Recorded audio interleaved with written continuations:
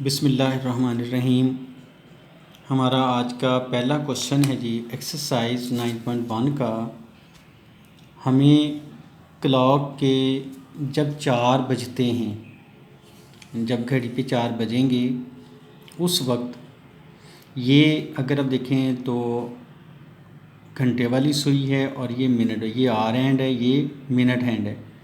इनका ये central angle जो है ये आपने फाइंड आउट करना है।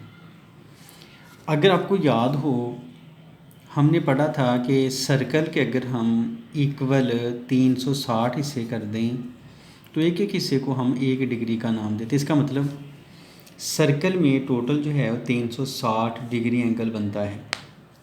हम यूँ करते हैं पहले कि जब 12 हो और फिर 1 हो उस वक्त इन दोनों का, ये 1 नंबर 1 हो गया, 1 12, इन दोनों का सेंट्रल एंगल क्या बनता है ये पहले मालूम कर लेते हैं। अच्छा, ये निकालने के लिए अगर आपको याद हो मैंने अभी बताया था कि टोटल जो है ये 360 है और नंबर ऑफ आवर यानी जो घंटे हमारे पास हैं घड़ी के ऊपर, मैंने डायल के ऊपर यहाँ जाहिर किए हैं, उनकी तादाद 12 है। तो मैंने 360 को 12 के ऊपर डिवाइड कर दिया, जवाब आपके पास 30 डिग्री आ गया। इसका मतलब ये हुआ इस नंबर 1 और 12 के दरमियान यहाँ जो एंगल है 30 है, यहाँ भी 30 है, यहाँ भी 30 है, इसी तरह से यहाँ भी 30 है। यानी कोई से 2 नंबर अगर आप लें तो इनका सेंट्रल जो एंगल है वो 30 के इक्वल बनता है। अब उसने ये कहा था जब क्लॉक के ऊपर 4 बजें उस वक्त ये जो आर एंड होगा और ये जो मिनट है इनका सेंट्रल एंगल क्या होगा।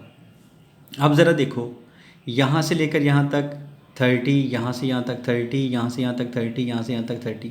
अगर आप देखें यहाँ से यहाँ तक जो टोटल हमारे पास आर हैं ये 4 हैं, या टोटल नंबर 4 बनते हैं। तो मैंने ऐसे किया, 2 नंबर का सेंट्रल एंगल मैं कहता हूँ π/6 रेडियन। रेडियन मैंने इसलिए बनाया चूँकि मैंने डिग्री को रेडियन में कन्वर्ट कर, फार्मूला आपको याद होगा कि 180 degree is equal to pi radian. तो वहाँ से मैंने 30 डिग्री को रेडियन में कन्वर्ट कर लिया। अब 2 नंबर का सेंट्रल एंगल π/6 है, तो 4 का मालूम करने के लिए π/6 को 4 से मल्टीप्लाई कर दें। अगर 2 का निकालना है तो 2 से मल्टीप्लाई करें, 4 का निकालना है तो 4 से। यानी जिस भी आपको कहेगा कि आर के ऊपर वो मालूम कर तो उतने से मल्टी, अगर 5 पे कहेगा तो 5 से मल्टीप्लाई, 6 से कहेगा 6 से मल्टीप्लाई। मैंने सिर्फ 2 का निकाली है। 2 कंसेक्यूटिव नंबर का पहले मैंने एंगल निकाला, फिर जितने के ऊपर आपको कहा गया है उससे मल्टीप्लाई कर दें तो वो हमारा रिक्वायर्ड आंसर आ जाएगा।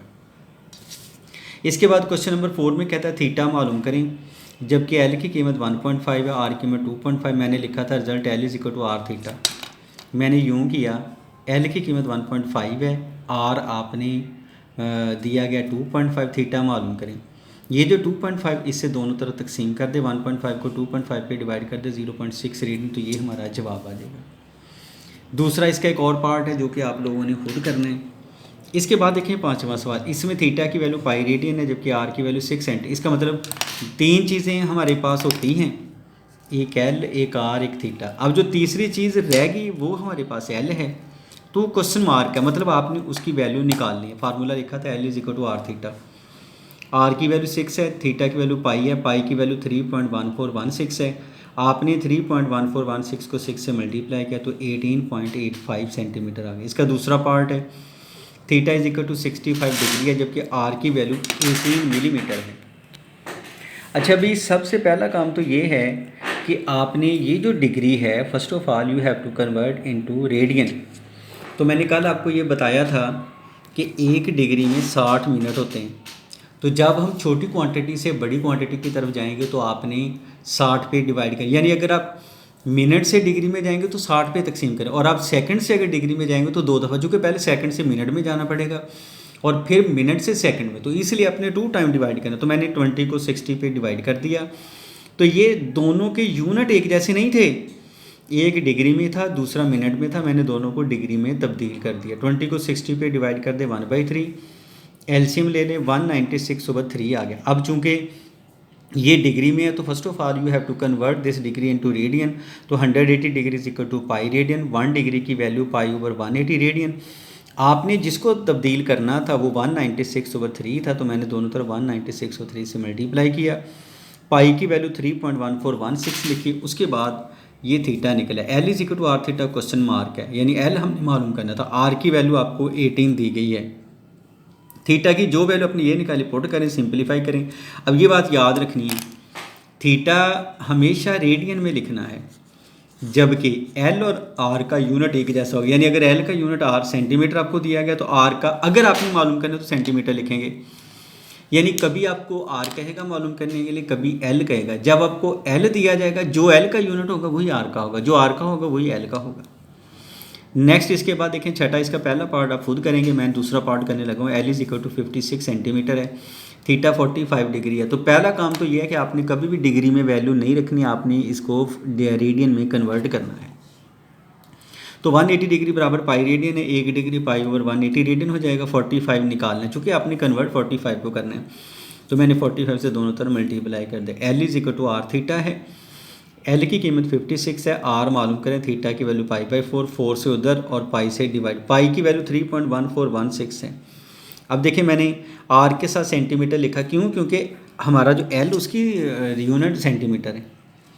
इसके बाद नेक्स्ट क्वेश्चन नंबर 7 अगर आप देखें, उसने कहा था कि आपने क्या करना है जी, लेंथ ऑफ आर्क निकालें। एक आर्क है जो एक सर्कल के ऊपर बनती है, लेकिन उस सर्कल का जो रेडियस है वो 14 है।